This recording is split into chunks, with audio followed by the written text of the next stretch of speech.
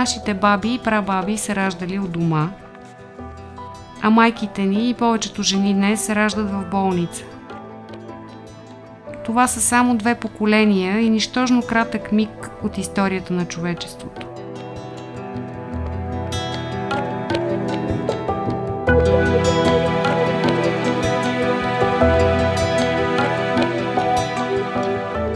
За да може раждането да протече естествено, е важно жената да се чувства спокойна, уверена и в безопасност.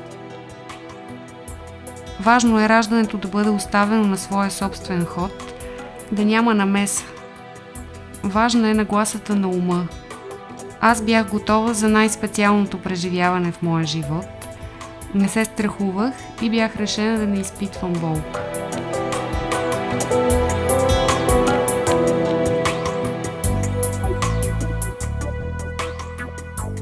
I wanted a midwife who had years of experience and had had many births that didn't go as they were supposed to and was able to accomplish them. I would like a person with the wise wisdom that comes through the path of direct action. That's what I wanted, and when I found out these don't exist, I don't know if it was nervousness or it's just concerned, and I had this stuff. Do you ever get this thing, you know, like you're in a group of people and something's got to be done and you're like, okay, I'll do it.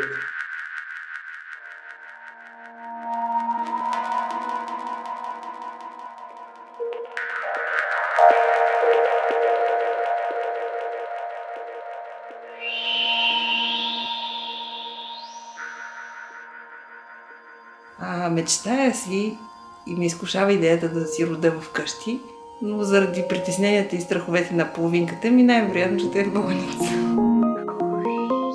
Повечето бащи от притеснение за половинката си, от притеснение за детенцето си, от това, че се чувстват безпомощни, че няма как да отреагират, ако нещо се усложни. Предполагам, всички тези притеснения ги карат да се доверяват повече на болниците и болничната среда и на докторите. Аз се доверявам на природата, на инстинктите си и на себе си. Докато татковците няма как да зависи нещо от тях. Всъщност това е проблема. Те могат да помогнат много, разбира се, но истинския път го извървява майката, родилката и те се чувстват безпомощни. We can't get away from the fact that no one can do it for the woman. But because we live in a society where we're encouraged to reach out for someone else to show us how to do something, somebody else knows better than us, it's hard sometimes for women to realise the responsibility lies with them. And I think this is a very important thing. Tanya had no doubt it was down to her. And I really gained massive respect for her, even though I had great respect for her before. But to watch her channel herself and put herself into something that she really wanted. This is another thing. She really wanted it. If you don't want something, then I would probably say I wouldn't do it. And if you are in great fear, I think that unless you can get out of that fear, and actually it's not getting out of fear, you have to get above fear. Thousands, millions of people are being robbed of this, and they're having an artificial birth. But then it goes along with the whole system, which I won't hold back in saying, I feel the system is killing us.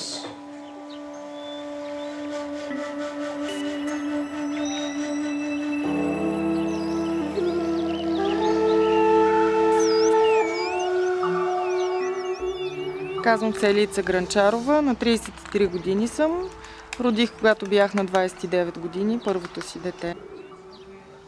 С партньора ми решихме да имаме бебе. Много искахме това бебе. Забременях и бях много щастлива. Много исках естествено раждане, защото имах неприятен опит с епидурална упойка преди това. Знаех, че най-добре за детето и знаех, че всяка жена може да роди естествено. Исках да родя у дома, за да съм спокойна и защото не обичам болниците. Срещнах се с няколко акушерки и лекари от София, но никой от тях не се съгласи да дойде от дома, защото законът в България не го позволява. Когато дойде момента, бебето явно още не беше готово и не излизаше. Макар всичко да беше наред, настояваха на 8-я ден да ми включат система с окситоцин, за да предизвикат раждането. Съгласихме се с партньорът ми.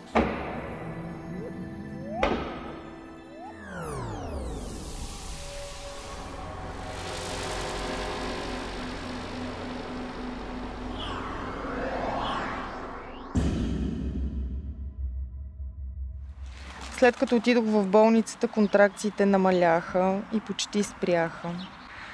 Макар да имахме уговорка и с лекаря за естествено раждане и минимални процедури, те не ги спазиха.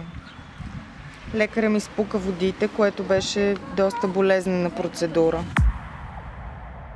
Още по-болезнено беше, когато насила разширяваше разкритието. Бяхме се уговорили мъжът ми да присъства, но не го допуснаха. След като почистиха залата за раждане от жената преди мен, решиха, че вече е време за мен. Качиха ме на стола и контракциите съвсем спряха. Започнаха с голяма сила и натиск да изтласкват бебето. 3 души се редуваха да натискат корема ми. Докторът постоянно казваше: нищо не правиш, нищо не правиш. Жените ме окуражаваха, но болката от натиска по корема ми беше ужасяваща. След известно време ми направиха епизотомия, макар че имахме уговорка да не правят. Накрая вече не можех повече да напъвам изкуствено и не издържах болката и извадиха бебето с форцепс.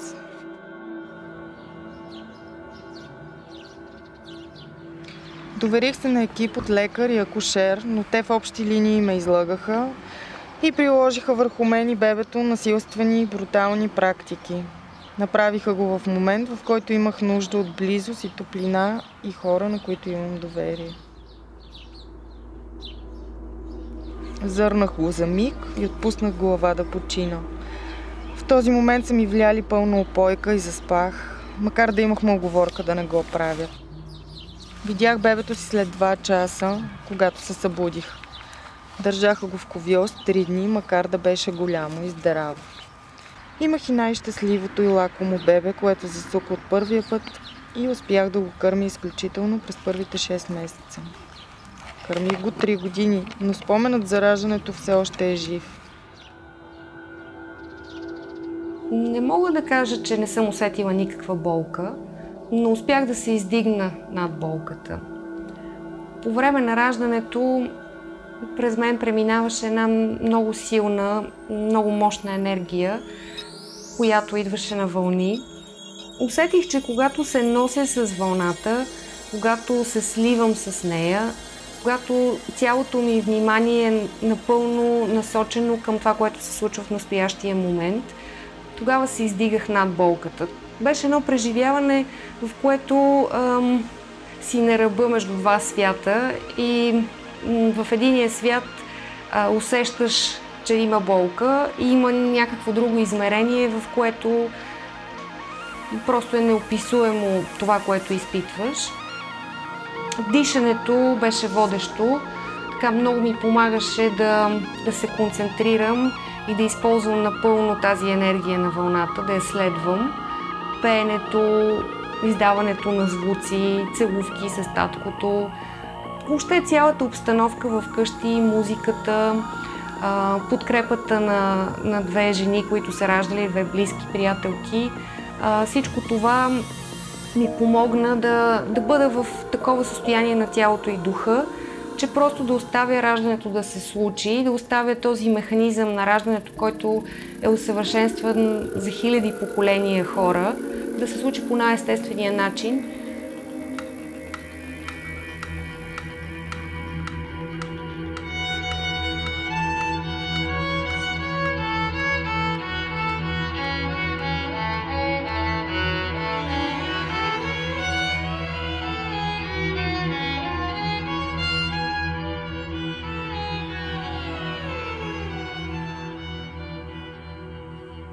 You have chosen to come into form. I anchor you into the Mother Earth. You are light, you are light, you are light. The bond that we have is through love. What I teach you from love. What is not of your truth, I give you permission to release. I acknowledge your divinity and your spirit. You have arrived on the planet Earth and you're part of our family. I will love you always, without question.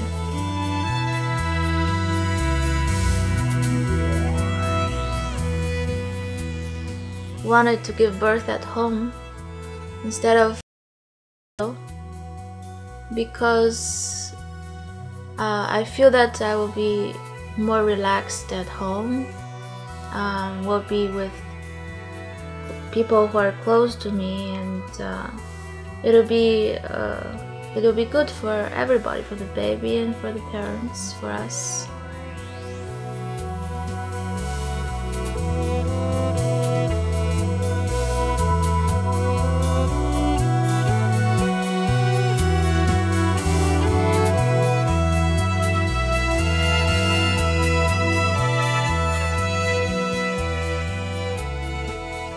My mom doesn't know that I'm going to give birth at home.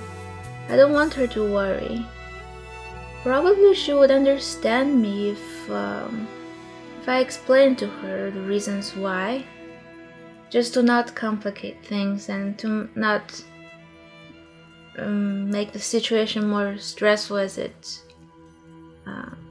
can be.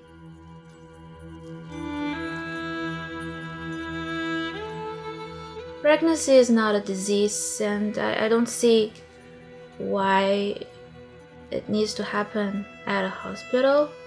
I have not had any complications.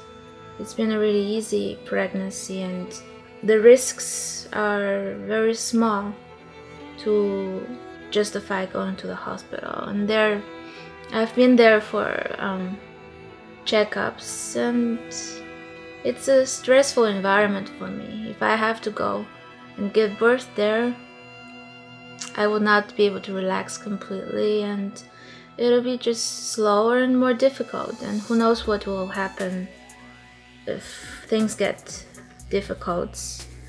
Who knows what they will give me as injections or just complications. So at home, I think it'll be safer for both me and the baby.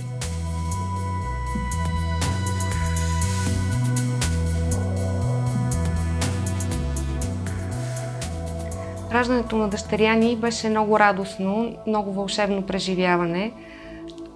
Няколко дни след раждането съобщихме в Езгрон и бяхме въвлечени в съвсем друг свят.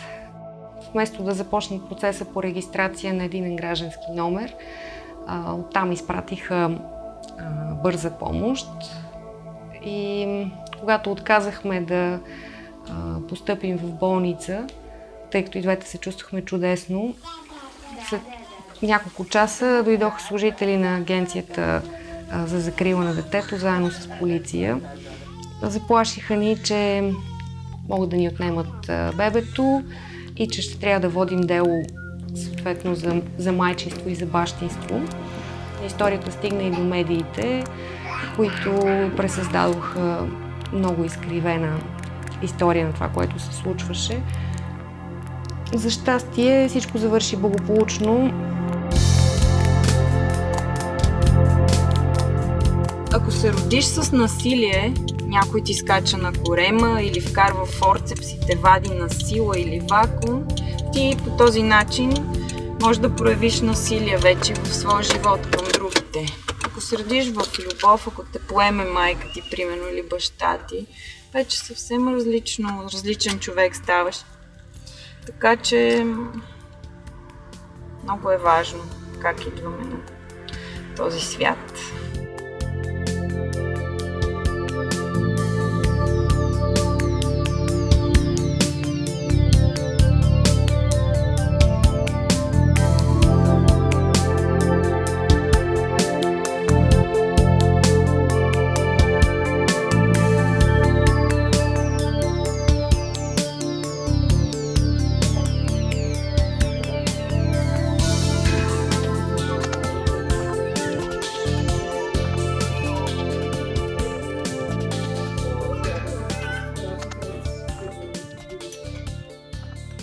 За мен беше всъщност...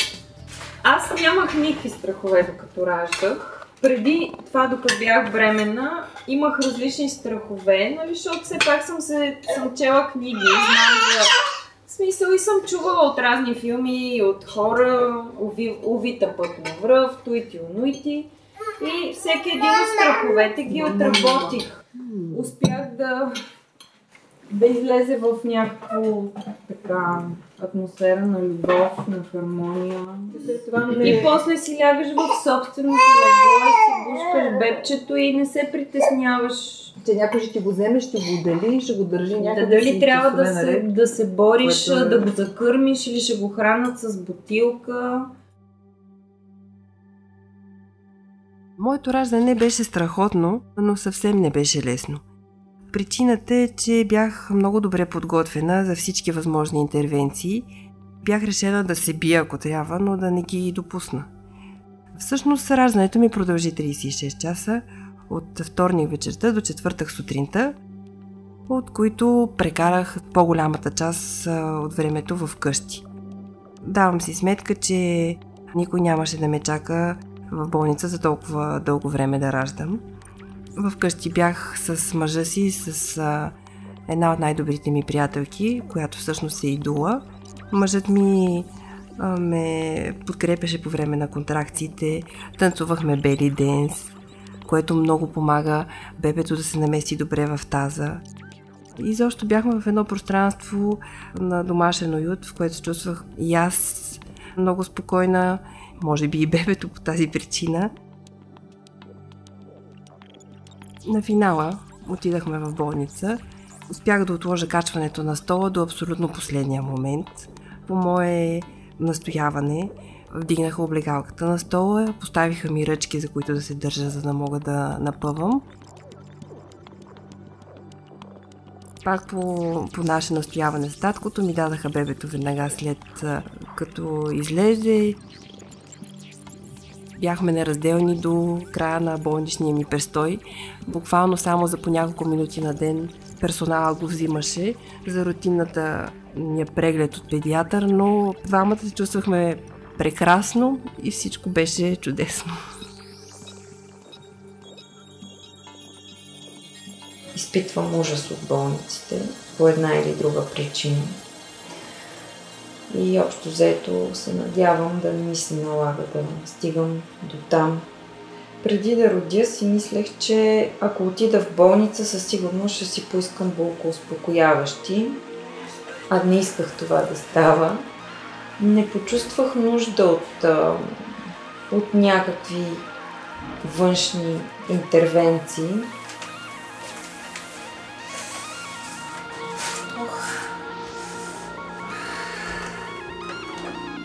Всяка майка, докато ражда, би усетила, ако има нещо за притеснение.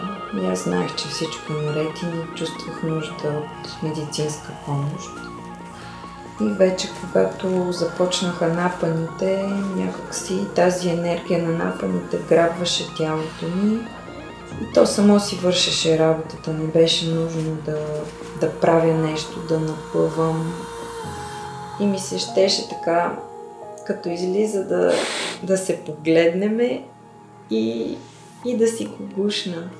И точно така и се случи. Бебенцето излезе във водата и аз веднага го хванах под мишничките и си го гушнах. Бебето засука много бързо, минути след раждането, което е доста ключово за връзката между майката и детето в първия час. И се справи главата! Справи си главата! Има брат като на шампион.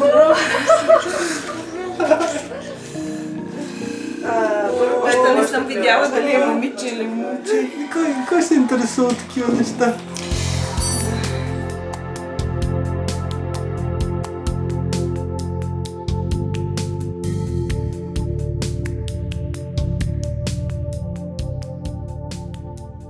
За да могат да раждат жените естествено, са необходими подходящи условия.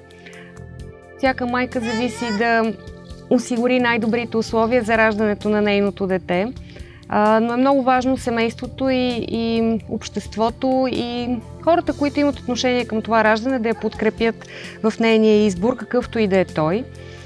Необходима е по-добра информираност за това какво е раждането, за да се случи това. Вярвам, че като поемем лична отговорност за собственото си раждане, не само ще имаме по-добро раждане, но и ще спомогнем промяната да се случи за тези, които идват след нас.